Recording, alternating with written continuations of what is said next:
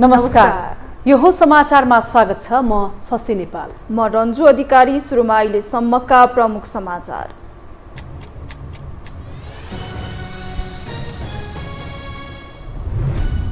आगामी निर्वाचनका लागि भदौ 22 भित्र उम्मेद्वार सिफारिस गर्न एमालेको निर्देशन। ओलीलाई भावी प्रधानमन्त्रीको रूपमा अघि सारिने, आफू खुसी उम्मेद्वारी घोषणा नगर्न निर्देशन। मापदण्ड बनाएर उम्मेद्वारको टुङ्गो लगाउने काङ्ग्रेसको तयारी। पुराना नेताले युवा पुस्तालाई अवसर नदिएको आरोप। महामन्त्री द्वयको भूमिकाप्रति युवा नेता नै असन्तुष्ट। आज कुशे औँसी अर्थात् बुवाको मुख हेर्ने दिन। आफ्ना पिताबाट श्रद्धापूर्वक आशीर्वाद लियो। देशभरका तीर्थस्थलमा भक्तजनको भिड। श्रीलङ्कामा आर्थिक सङ्कटले भयावह रूप लिँदै बालबालिका भोकमरीको चपेटामा फँसेको राष्ट्रसङ्घको दाबी। सहयोगका लागि विश्व समुदायसँग अपिल। र महिला साफ च्याम्पियनसिप फुटबलका लागि 23 सदस्यीय टिमको घोषणा। खेल भदौ 21 देखि सुरु हुने। उद्घाटन खेलमा नेपालले भुटानको सामना गर्ने।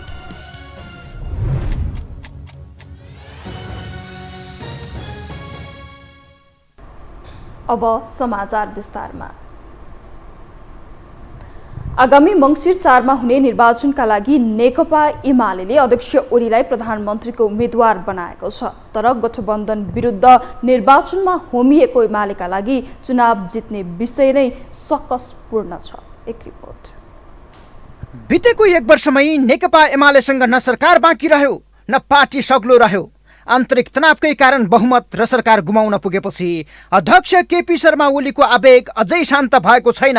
फलत ओली आगामी मङ्सिर 4 पछि त्यही विरासत र त्यही दलबल फर्काउन चाहन्छन्। तर एमाले विरुद्ध बनेको 5 दलीय गठबन्धन अझै विस्तारित हुँदै गएपछि ओली हायल कायल छन्।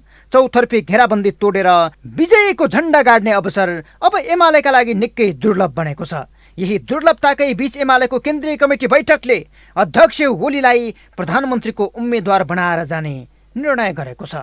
आगामी इलेक्सनमा यो सरकारको भण्डाफोर गर्न हामीलाई पर्याप्त मसलाहरू दिएको छ। हामी ती लिएर जान्छौँ। आगामी इलेक्सनमा तपाईँहरू ढुक्क हुनुहोस्। नेकपा एमालेको बहुमत हो र भावी प्रधानमन्त्री केपी शर्मा ओली हो। पहिलाका एजेन्डाहरू सबै हामीले जुन सुरु गरेका गठबन्धन सरकारले त्यसलाई अबोर्ट गरेका फेरि हामी रिभाइभ गर्छौँ र त्यो सपनालाई केपी ओलीको सपनालाई नेकपा एमालेले पुरा गर्नेछ आगामी इलेक्सनपछि। ओलीकै कारण पार्टी फुट्यो, ओलीकै कार्यशैलीले सरकार गुम्यो। तर ओलीलाई देखाएर मात्रै निर्वाचन जित्न सकिन्छ भन्ने मानसिकता हाबी भएपछि केन्द्रीय कमिटी बैठकले उनैलाई प्रधानमन्त्रीका रूपमा अघि सारेको हो। यसलाई निर्वाचन जित्ने एक बलियो रणनीतिका रूपमा समेत हेरिएको छ। त्यसबाहेक गठबन्धन विरुद्ध निर्वाचन जित्ने नीति भनेकै एमालेका लागि भए पनि गठबन्धन भत्किनु हो, जुन अब सम्भव छैन भन्ने निष्कर्षमा स्वयं ओली ढुक्क बनेका छन्।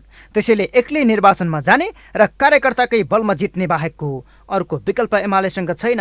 यसकै लागि शनिबार सम्पन्न केन्द्रीय कमिटी बैठकले उम्मेद्वारका लागि मापदण्ड सार्वजनिक गर्दै दामशाही ढङ्गबाट टिकट वितरण गर्ने निर्णय गरेको छ। मतलब समानुपातिक वा कुनै पनि अप्रत्यक्ष निर्वाचन प्रणालीबाट प्रतिनिधित्व हुने स्थानमा एकचोटि अवसर प्रयोग गरेकाहरूलाई नदोर्याउने एमालेको तयारी छ। सँगै पार्टीले वाम गठबन्धनको आह्वान समेत गरेको छ। समानुपातिक तर्फको बन्द सूचीका लागि उम्मेद्वारको प्रस्ताव पठाउँदा सन्तुलन, समावेशिता र अवसरको न्यायोचित वितरणलाई समेत ध्यानमा राखी सम्बन्धित जिल्ला कमिटीको बैठकबाट सिफारिस गर्ने। उक्त सिफारिसमा सम्बन्धित जिल्ला प्रदेश कमिटीले आफ्नो अन्य राय भए सो समेत उल्लेख गरेर सिफारिस गर्ने। स्मरणीय छ, केन्द्रले आवश्यक ठानेमा कुनै पनि तहको प्रत्यक्ष वा समानुपातिक तर्फको निर्णयमा पुनर्विचार गर्न सक्छ। एकचोटि उक्त अवसर प्रयोग गरेका पार्टीका नेता, कार्यकर्ता वा समर्थकहरूलाई आम रूपमा दोहोर्याउनु हुन्न। यस्ता क्षेत्रमा पालो पालो वितरण प्रणाली लागू गरिनुपर्छ। सत्तारूढ गठबन्धनको तालमेलपछि निकै अप्ठ्यारोमा परेको एमालेलाई एक्लै मैदानमा उत्रेर चुनाव जित्न सजिलो छैन। गठबन्धनको आह्वान गरे पनि एमालेसँग सहकार्य गर्न दल नै बाँकी छैनन्। साना दलहरूलाई बोकेर जाँदा अर्थभन्दा धेरै व्यर्थ देखिन्छ। निर्वाचन अघि नै वाम एकता र तालमेलको सम्भावना पनि हराउँदै गएको छ। यस्तो बेला उम्मेद्वार छनौटमा स्थानीय तहकै जस्तो कमजोरी भए एमाले गठबन्धनको चाहना जस्तै पत्ता साफ नहोला भन्न सकिन्न। यो हो टेलिभिजनका लागि सन्तोष बिके थापा, काठमाडौँ। आगामी मङ्सिर 4 गते प्रतिनिधि सभा र प्रदेश सभा सदस्य चयनका लागि संसदीय निर्वाचन हुँदैछ। साना ठुला सबै राजनैतिक दलहरू चुनावी रणनीतिसँगै उम्मेद्वार चयनको मापदण्ड तय गर्न जुटेका छन्। सधैँ आकांक्षीको व्यवस्थापनमै रुमलिने दलहरूले संसदीय निर्वाचनमा कस्ता उम्मेद्वारलाई प्राथमिकता देलान् त? एक रिपोर्ट। मङ्सिर 4 गते एकै चरणमा प्रदेश र प्रतिनिधि सभाको निर्वाचन हुँदैछ। जति जति निर्वाचनको मिति घर्किँदैछ, चुनावी चटारो थप आक्रामक बन्दै गएको छ। चुनावको मिति नजिकिएसँगै आकांक्षी उम्मेद्वारहरूको व्यवस्थापन दलहरूका लागि चुनौतीको विषय बन्दै गएको छ। दलहरू अहिले यही चुनौती व्यवस्थापन गर्न विभिन्न समितिहरू बनाएर खाका नै तयार गर्ने रणनीतिमा जुटेका छन्। साना ठुला सबै राजनैतिक दल जनमतको अङ्कगणितीय जोडघटाउमा व्यस्त छन् भने नेताहरू आफू सुरक्षित हुने बाटोको खोजीमा छन्। किनकि नेपालको परिप्रेक्ष्यमा चुनावमा सुरक्षित हुने आधार उम्मेद्वारको योग्यता, क्षमता र राजनैतिक निष्ठाले मात्र पुग्दैन, नेतृत्वको चाकटीपनले पनि प्रभाव पार्ने गरेको छ।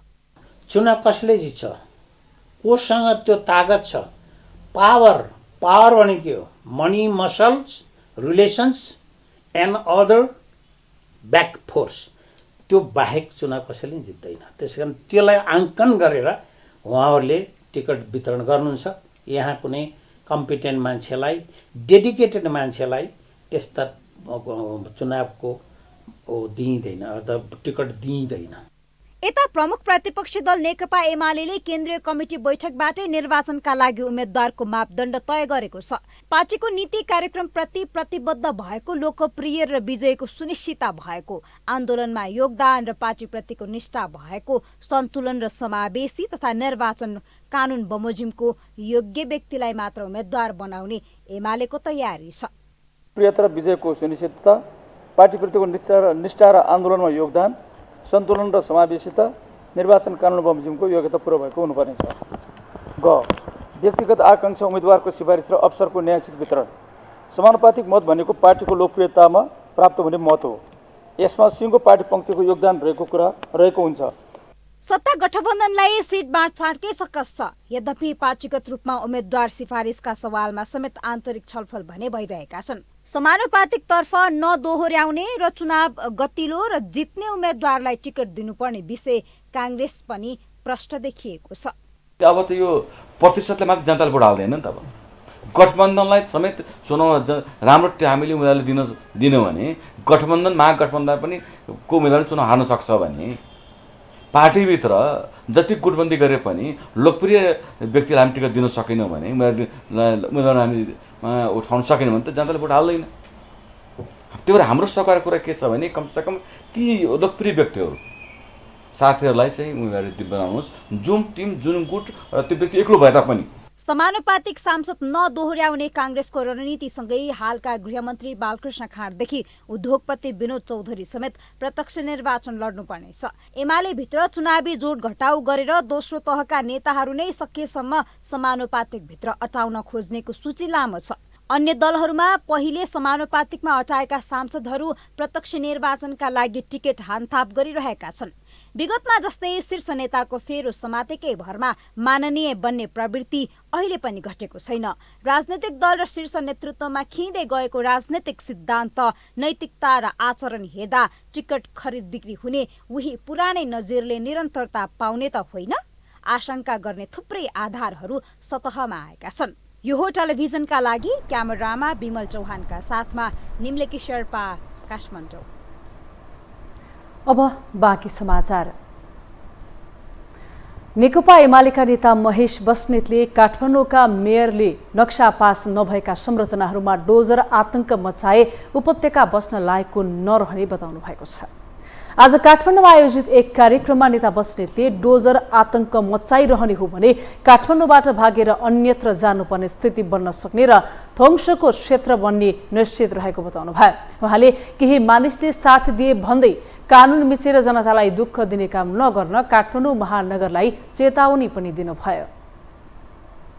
18 वटा मेयरहरू एकदम डोजरको अपरेटर स्टाइलले बसेर औँला देखाउँदै चस्मा लाउँदै घर बसाउँदै हिँड्यो भने यो चाहिँ हाम्रो उपत्यका बस्न नालायक ठाउँ हुन्छ। हामी सबै यहाँबाट भागेर जानुपर्छ। यो चाहिँ निर्माणको होइन ध्वंसको एउटा चाहिँ नि क्षेत्र बन्छ।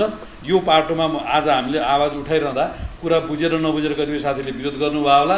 विधि मिचेर कानुन मिचेर सिस्टमलाई फलो नगरिकन क्षतिपूर्ति नदिकन जनतालाई दुःख दिने काम चाहिँ नगरौँ भन्ने मेरो आग्रह हो। नेता बस्नेतले संविधानमा 2 पटक भन्दा बढी प्रधानमन्त्री वा सांसद हुन नपाउने गरी व्यवस्था गर्न माग गर्नुभयो।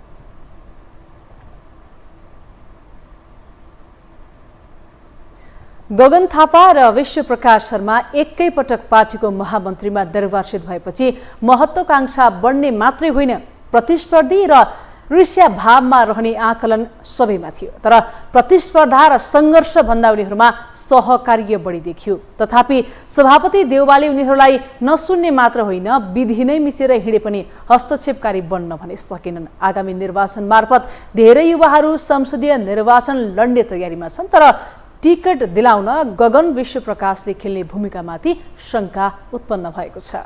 एक रिपोर्ट। नेपाली कांग्रेसको भविष्यमा झट्ट रोकिएर हेर्दा गगन थापा र विश्वप्रकाश शर्मा देखिन्छन्। पार्टीको 14औं महाधिवेशनमा सभापति शेरबहादुर देउवा विरुद्धको मोर्चाबाट चुनाव लडेका गगन थापाले अत्याधिक मत ल्याएर जितेका थिए। संस्थापन पक्षमै क्रियाशील रहे पनि सभापति देउवाले टिकटमा नपत्याएपछि प्रकाशमान सिंहतिर फर्किएर पनि आफ्नै व्यक्तित्वको आकर्षणबाट विश्वप्रकाशले पनि चुनाव जिते। हिजो नेतृत्वलाई प्रश्न गर्ने उनीहरू आज आफै जवाब दिने ठाउँमा छन्। आगामी 5 वर्ष उनीहरूको अग्नि परीक्षा हुनेछ। धेरै युवाको आशा र भरोसा पनि उनीहरूमै अडिएको छ। मूलत कांग्रेस बोक्ने काँधका रूपमा गगन विश्वलाई हेरिएको छ। तर नेतृत्वमा पुगेपछि खरो बन्नुपर्ने उनीहरू लतरो जस्तो देखिएपछि युवाहरूले उनीहरूको नियतमाथि शङ्का गर्न थालेका छन्। यसैले गगन थापा र विश्वप्रकाश शर्मालाई 2 जना युवाको महामन्त्री बन्नुभएको छ। उहाँलाई उहाँको परीक्षाको समय आइसकेको छ।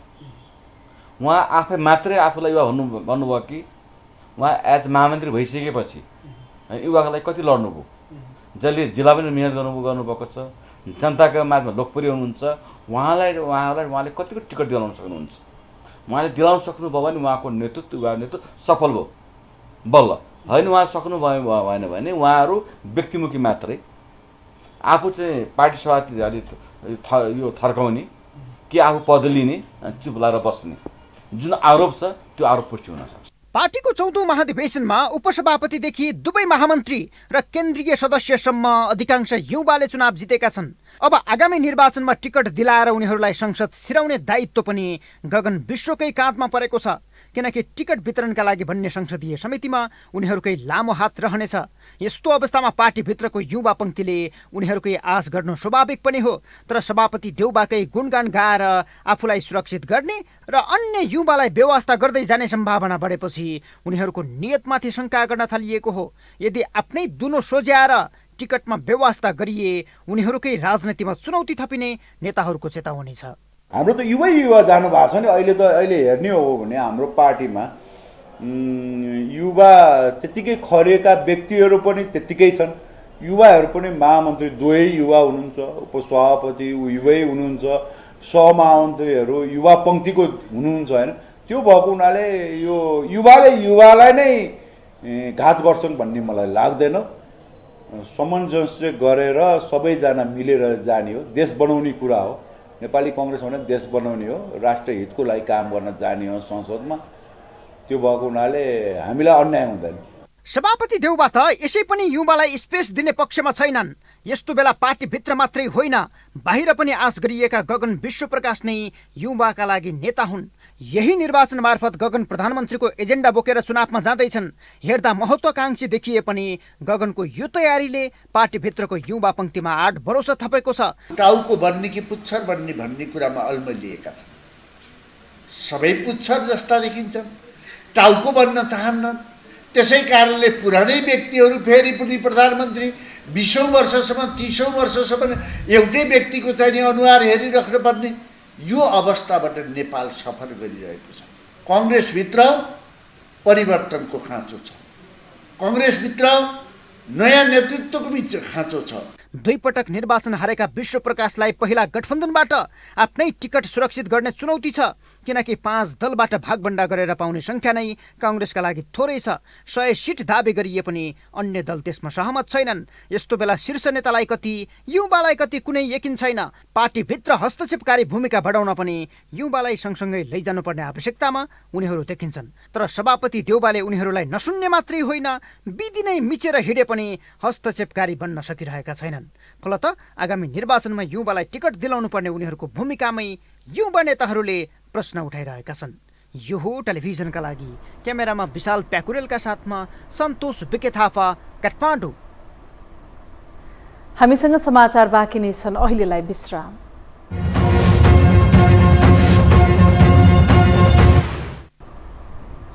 विश्रामपछि स्वागत छ। अब बाँकी समाचार। नेकपा माओवादी केन्द्रका नेता शक्ति बहादुर बस्नेतले सबैलाई स्वीकार्य हुने ढङ्गबाट सिट बाँडफाँड हुने बताउनु भएको छ।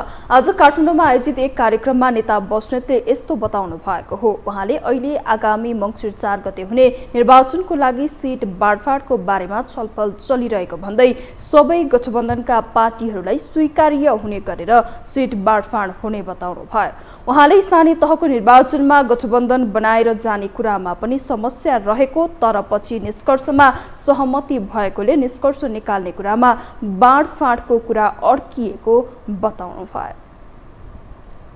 गठबन्धन सिटको बाँडफाँड अब सबैलाई स्वीकार्य हुने गरेर मिल्छ। यो समस्या त हिजो पनि त थियो त, स्थानीय तहमा समस्या थिएन र, स्थानीय तहको निर्वाचनमा गठबन्धन बनाएर जाने बेला समस्या थिएन र, समस्या थिए त, ती समाधान भएर गयो। अनि हिजो हामीले कुनै बेला अर्को कुनै गठबन्धन बनाउने बेला पनि समस्या थिएनन् र, थिए त, ती पनि समाधान भएर गयो। अब पहिलो कुरा यो आजको आवश्यकता हो कि होइन भन्ने कुरालाई पार्टीले कसरी ग्रहण गर्छन् र कसरी बुझ्छन् त्यो प्रमुख कुरा हो। नेता बस्नेतले गत 5 वर्षमा विकास नै नभएको भन्ने कुरा गलत रहेको, तर सोचे अनुरूपको विकास भने नभएको बताउनु भयो।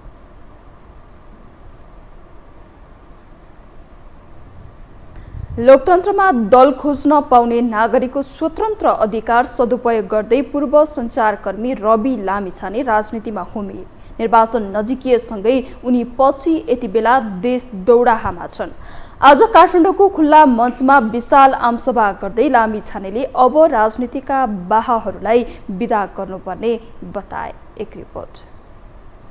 टेलिभिजन मार्फत सामान्य नागरिकका विषयलाई सम्बोधन गरेर आम नागरिक सामु लोकप्रिय बनेका रवि लामिछाने राजनीतिमा होमिएपछि यति बेला देश दौडाहामा छन्। देशमा बढ्दै गएको व्यथिति, भ्रष्टाचार, कुशासनलाई परास्त पार्ने र ठूला दलको कार्यशैलीबाट आजित भएका जनतामा आफ्नो पार्टी नेपाल स्वतन्त्र पार्टी विकल्पको रूपमा उदाउने उनको दाबी छ। उमेरले पाका शीर्षस्थ नेताहरूलाई जसरी पनि आगामी निर्वाचनमा परास्त पार्नुपर्ने संकल्प राखेका लामिछानेले आज काठमाडौँको खुला मञ्चमा विशाल आमसभा गरे। हजारौं नागरिक खुला मञ्चमा उतारेका उनी लामिछानेले नामै किटेर प्रधानमन्त्री शेरबहादुर देउवा, केपी शर्मा ओली र पुष्पकमल दाहाल प्रचण्डलाई अब विदा गर्नुपर्ने उद्घोष गरे। राजनीतिक दलका शीर्ष नेताहरूले विगतमा गरेका योगदानप्रति सम्मान रहेको भन्दै लामिछानेले उनीहरूको कामबाट सिक्दै स्वतन्त्र, युवा र वैकल्पिक शक्ति अगाडि सर्नुपर्ने बताए। यति मात्र होइन, उनले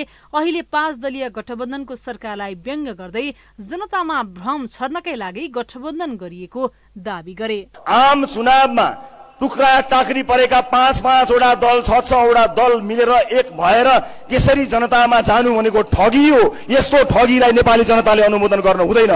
एक्लै आउनुपर्छ राजनीतिक दल एक्लै आउनुपर्छ।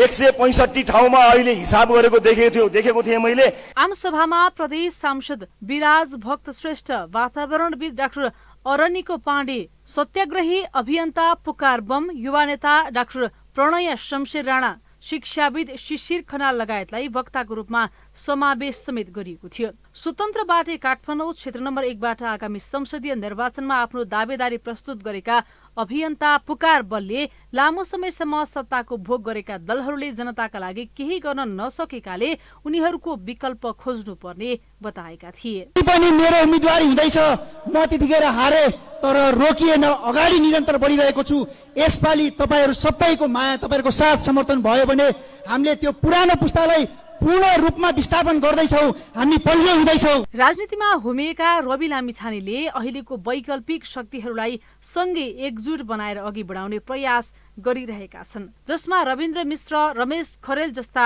व्यक्तित्वसँग उनले पटक पटक वार्ता गरिरहेका छन्। तर वार्ताले हालसम्म सहमति जुटाउन भने सकेको छैन। त्यसै कारण दिक्क बनेका लामिछानेले एकीकृत ढङ्गले अगाडि बढ्न नसकिने हो भने वार्ताको अर्थ नरहेको समेत बताउने गरेका छन्। पत्रकारितामा ख्याति कमाएका रवि लामिछाने राजनीतिक यात्रामा कति सफल होलान् त त्यसका लागि निर्वाचनको मत परिणाम कुर्नुको विकल्प छैन। सरकारले नयाँ भू उपयोग नियमावली 2079 जारी गरेपछि विभिन्न प्रयोजनका लागि गरिँदै आएको जग्गाको किता काट ठप्प भएको छ।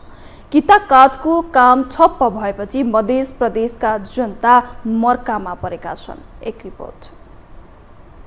सरकारले नयाँ भू उपयोग नियमावली 2079 जारी गरेपछि जग्गाको कित्ताकाट ठप्प हुँदा मध्य प्रदेशका जनता मर्कामा परेका छन्। स्थानीय तहहरूले आआफ्नो क्षेत्रमा कृषि र गैर कृषि छुट्याएर वर्गीकरण नगरेको जग्गाको कित्ताकाट नगर्न भनी मन्त्रालयले परिपत्र जारी गरेकाले अहिले मालपोत र नापी कार्यालयमा कित्ताकाटको काम बन्द भएको भूमि सुधार तथा मालपोत कार्यालय मलङ्गवाका प्रमुख पनिलाल यादवले बताए। जबसम्म कृषि र गैर कृषि क्षेत्र भनेर 4 किल्ला छुट्याइँदैन तबसम्म अंशबन्डाकै कित्ताकाट गर्न पनि समस्या भएको उनले बताए।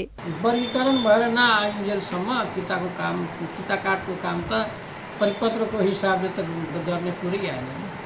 सेवाग्राहीलाई त समस्या परेको छ। राज्यले लागू गर्न लागेको नीति र कार्यक्रमहरू त हामीले फलो गर्ने हो, हामीले लागू गर्ने हो। विगत 3 महिनाभन्दा बढी समयदेखि सर्लाही जिल्ला स्थित जिल्ला मालपोत कार्यालय मलङ्गवा, इलाका मालपोत कार्यालय बरहथवा र हरिवनमा कित्ताकाट र घर जग्गा किनबेच सम्बन्धित काम सुस्ताएको छ। जग्गाको वर्गीकरण नहुँदा मालपोत कार्यालयबाट हुने कित्ताकाट, लिखित पारित लगायत विभिन्न शीर्षकको काम करिब 60% घटेको सर्लाही लेखापढी व्यवसायी संघका अध्यक्ष राजकिशोर झाले बताए। लेकिन यहाँ समस्या की हो गई है कि अभी जो हो 8 दिन कहलकै वो 8 दिन के अभी कित्ताकाट न करी। 2 कट्ठा जे कहलकै खेत बाड़ी के लेल तो वो अभी खेत बाड़ी के लेल वो कोनो समस्या आई 2-2.5 महीना से बंद। जनता के कतेक समस्या पड़े छै ये प्रति तनका सरकार के चेतना देवे के पड़ले, सहानुभूति करे के पड़ले कि जनता के की समस्या है। भूमि मन्त्रालयले परिपत्र गरी निर्देशन दिएको झन्डै 4 महिना पुग्ने लाग्दा पनि सर्लाहीका स्थानीय तहहरूले आफ्नो क्षेत्रमा जग्गा वर्गीकरण गर्नतर्फ ध्यान दिएका छैनन्। सबै पालिकाहरूमा नयाँ जनप्रतिनिधिहरू आएका छन्। उनीहरू अझै पनि बधाई र सम्मान ग्रहण गर्नमै व्यस्त छन्। दाजुभाइ बीच अंशबन्डा भएको 3 महिना भइसक्दा आफ्नो नाममा लाल पूर्जा बनाउन नपाएको सेवाग्राहीको गुनासो छ। लेकिन आम जनता के समस्या की है कि अब मरण है, हरण है, शादी है, बियाह है, इलाजे करे के है तो कुछ जमीन बेच के मतलब हमनी सब चाहे कि इलाज कराई या चाहे बाल बच्चा के शादी करी या चाहे कोई भी काम करी तो कित्ताकाट बंद हो गया से तो आम जनता के समस्या नहीं पर सरकार चुप है, चाहे प्रदेश के सरकार चाहे संघ के सरकार चुप है। हमनी सबके मांग यही कि यथाशीघ्र कित्ताकाट खुलेके चाहिए। कुनै पनि विधि अपनाएर अथवा भनसुन्ने गरेर भए पनि जग्गाको कित्ताकाट भइहाल्छ कि भनेर टाढा टाढाबाट सबै काम धन्दा छाडेर चर्को घाममा मालपोत आउने सेवाग्राहीहरू काम नभई निराश भएर रित्तो हात फर्कन बाध्य हुनु परेको छ। काम नभई रित्तो हात फर्कनु पर्दा आफूहरूको टाउकोमा आर्थिक भार मात्र थोपरिएको सेवाग्राहीको गुनासो छ। मनोज यादव, सर्लाही। अब बाँकी समाचार। आज कुशे औँसी अर्थात् बुबाको मुख हेर्ने दिन। देशैभर आजको दिन आफ्नो पितालाई मिठो खाना र राम्रो कपडा दिएर सम्मान गरेर मनाइएको छ। पिता जीवित नहुनेहरूले भने तीर्थस्थलमा गई प्रीतिको स्मरण गरेका छन्। एक रिपोर्ट।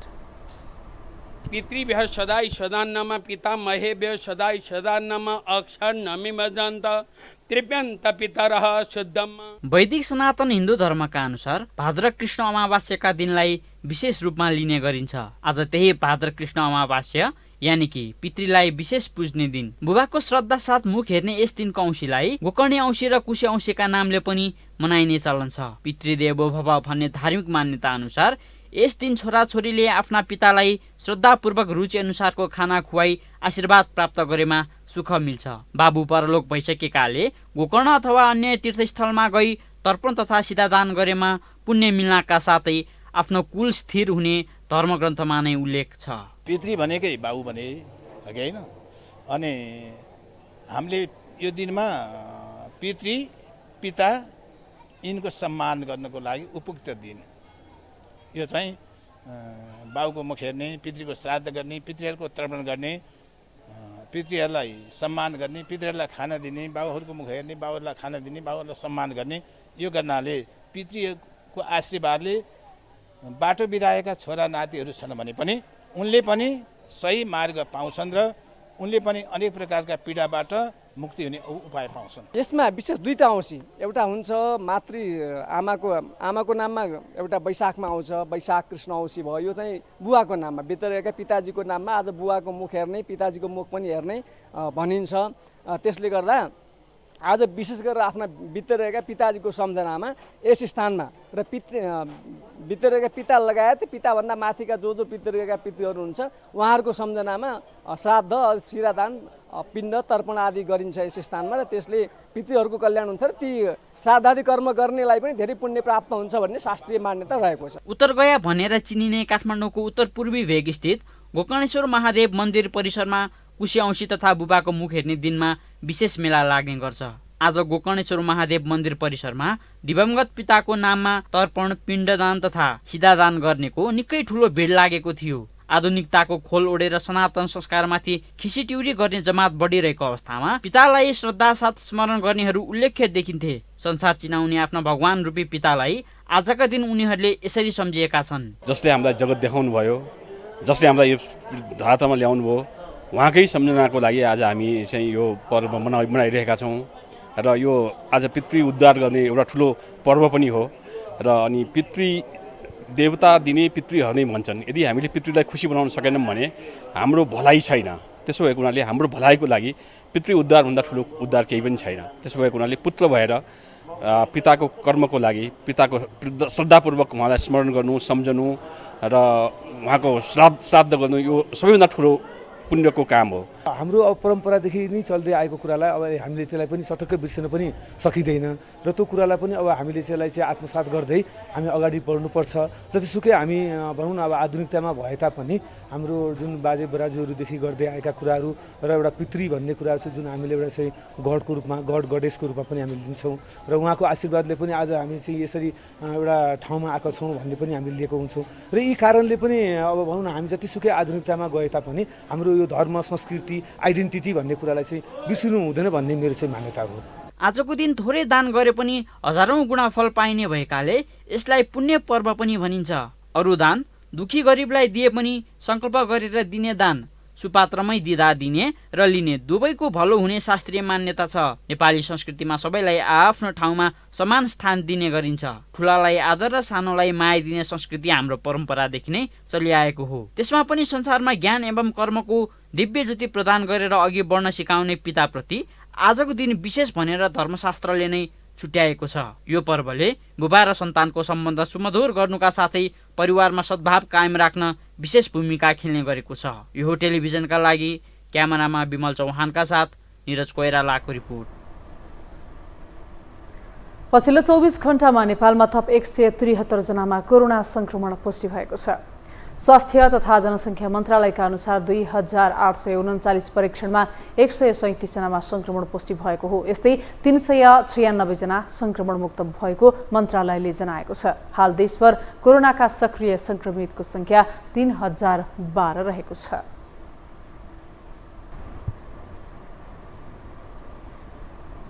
अब पालो आर्थिक समाचारको।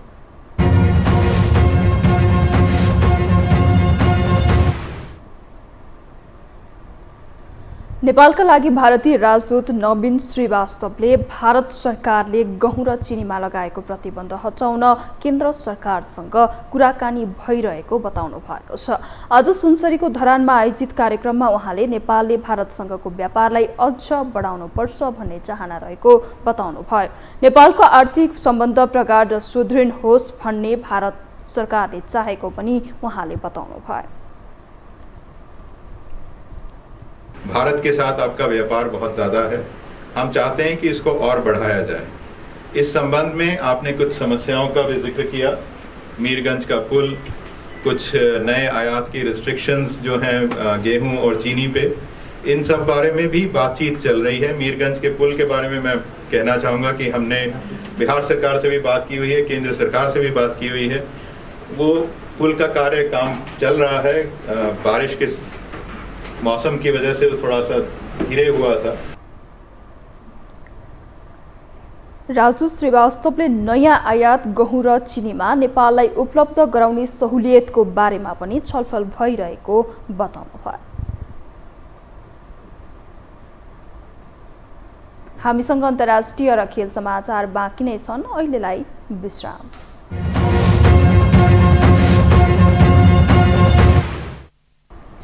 विश्रामपछि पुनः स्वागत छ। अब पालो अन्तर्राष्ट्रिय समाचारको।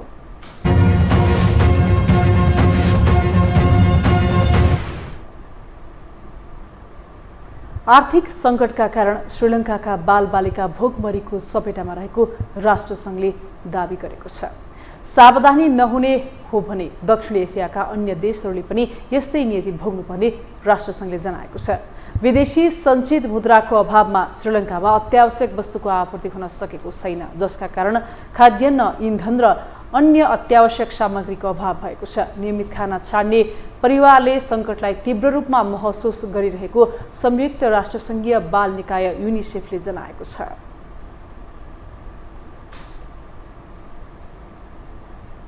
अब पालो खेल समाचारको।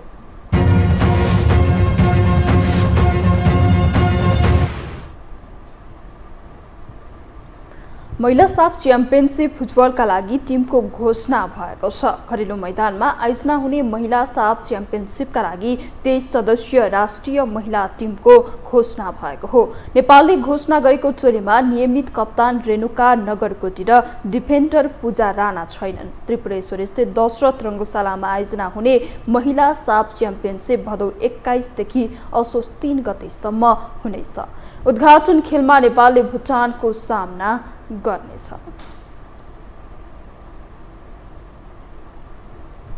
एसिया कप क्रिकेट आजदेखि सुरु हुँदैछ। युएईमा हुने टी20 फर्म्याटको प्रतियोगितामा 6 टोली सहभागी छन्। प्रतियोगिताको उद्घाटन खेलमा आज बेलुका 7:15 बजे अफगानिस्तान र श्रीलङ्का बीच खेल हुँदैछ। एसिसीले सहभागी 6 टोलीलाई 2 समूहमा विभाजन गरेको छ। समूह ए मा साबिक विजेता भारतसहित पाकिस्तान र हङकङ रहेका छन्। समूह बी मा श्रीलङ्का, बङ्गलादेश र अफगानिस्तान छन्। प्रतियोगितामा समूहको शीर्ष 2 टोलीले सुपर 4 मा स्थान बनाउनेछन्। सुपर 4 मा शीर्ष 2 टोलीले फाइनल खेल्नेछन्।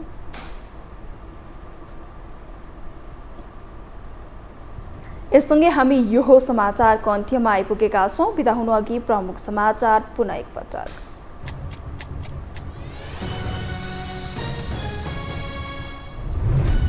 आगामी निर्वाचनका लागि भदौ 22 भित्र उम्मेद्वार सिफारिस गर्ने एमालेको निर्देशन। ओलीलाई भावी प्रधानमन्त्रीको रूपमा अघि सारिने आफू खुसी उम्मेद्वारी घोषणा नगर्न निर्देशन। मापदण्ड बनाएरै उम्मेद्वारको चुङ्गो लगाउने काङ्ग्रेसको तयारी। पुराना नेताले युवा पुस्तालाई अवसर नदिएको आरोप। महामन्त्री द्वयको भूमिकाप्रति युवा नेता नै असन्तुष्ट। आज पुसी औँसी अर्थात् बुवाको मुख हेर्ने दिन। आफ्ना पिताबाट श्रद्धापूर्वक आशीर्वाद लियो। देशभरका तीर्थस्थलमा भक्तजनको भिड। श्रीलङ्कामा आर्थिक सङ्कटले भयावह रूप लिँदै बालबालिका भोकमरीको चपेटामा फँसेको राष्ट्रसङ्घको दाबी। सहयोगका लागि विश्व समुदायसँग अपिल। र महिला साफ च्याम्पियनसिप फुटबलका लागि 23 सदस्यीय टिमको घोषणा। खेल भदौ 21 देखि सुरु हुने उद्घाटन खेलमा नेपालले भुटानको सामना गर्ने।